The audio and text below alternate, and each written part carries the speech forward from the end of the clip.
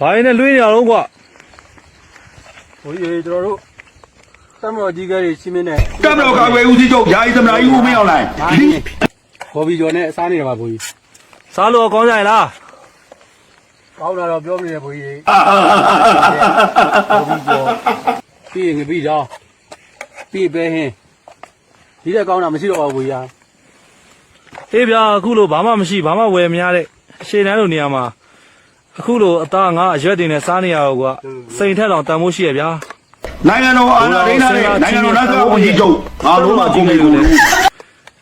ကျေးဇူးတင်လေးစားပါတယ်ဗျာကျွန်တော်ကတော့ ဟုတ်တယ်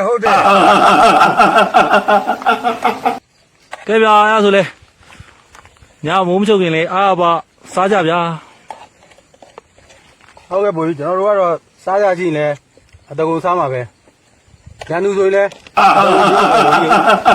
တိတ်ကောင်းတာဗောဗျာဟုတ်ဘာပေးနေရတော့ ကျမကတိုင်းပြီးထောက်ပံ့ပေးတယ်ဒါဘူးလေ